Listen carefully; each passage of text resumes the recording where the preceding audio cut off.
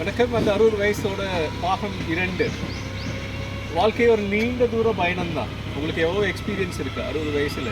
எவ்வளோ நல்ல விஷயங்கள் பார்த்துருப்பீங்க, கெட்ட விஷயங்கள் பார்த்துருப்பீங்க, எல்லாமே பார்த்துருப்பீங்க. போட்டி, பொறாமை, வளர்ச்சி, மகிழ்ச்சி, சந்தோஷம், பணம் எல்லாம் பார்த்துருப்பீங்க.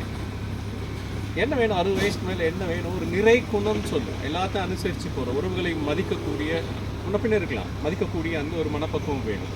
2வது பொறுமை வேணும்.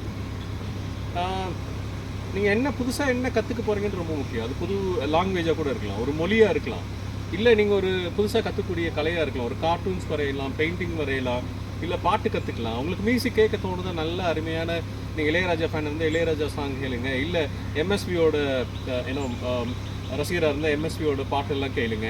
தூக்க போகிற முன்னாடி ஒரு 4 பாட்டு கேட்டிங்கன்னா அவ்வளோ நிம்மதியான ஒரு பீப்புள் தூக்கம் வரும். ஒரு எண்ணத்தை ஒரு மிக்சி மாதிரி போட்டு கடகடன்னு அடிச்சுட்டே இருக்கக்கூடாது. நீங்கள் அமைதியாக ராம்சே பயணம் செய்யணும். இல்லை 60 வயசு ஆயிடுச்சு வீட்டுக்குள்ளேயே முடங்கி இருக்கணும் அப்படி கிடையாது. பயணம் செய்யணும். அது கொஞ்சம் தூரம் தள்ளி இருக்கக்கூடிய ஒரு 50 கிலோமீட்டரில் இருக்க கோயிலாக இருக்கலாம், இல்லை ஒரு 500 கிலோமீட்டர் தள்ளி இருக்கக்கூடிய ஒரு கோடை வாஸ்தலமாக இருக்கலாம்.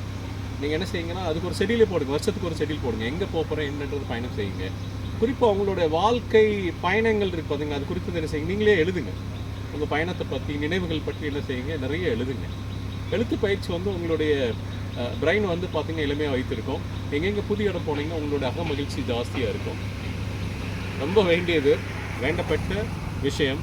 அந்த 60 வயசு, 65 வயசு, 70 வயசு, 75 வயசு எல்லாம் ஆகும்போது பார்த்தீங்கன்னா தன்னுடைய மன வலிமை இருக்கணும். என்னால் நடக்க முடியும், என்னால் உட்கார முடியும், என்னால் என்னோடய செயலை இண்டிபெண்ட்டாக செய்ய முடியும் அப்படின்னு ஆகணும். அப்படின்னா வீட்டில் இருக்கக்கூடிய சின்ன சின்ன வேலைகள் என்ன செய்யுங்க, நீங்களே பார்க்கணும்.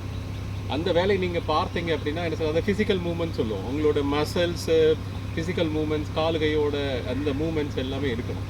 அதெல்லாம் இருந்தது அப்படின்னா என்றைக்குமே இளமையாக இருக்கலாம். அது 60 வயசானாலும் சரி, இல்லை நீங்கள் எப்படி 70 வயசானாலும் சரி, ஒரு 25 வயசில் உங்களுக்கு ஒரு மனமும் உடலும் எப்படி இருந்ததோ அதே இளமையை நீங்கள் பாதுகாக்கலாம். ஸோ முதுமைன்றது ஒரு அடையாளம் எப்படின்னு நினைக்காதுங்க.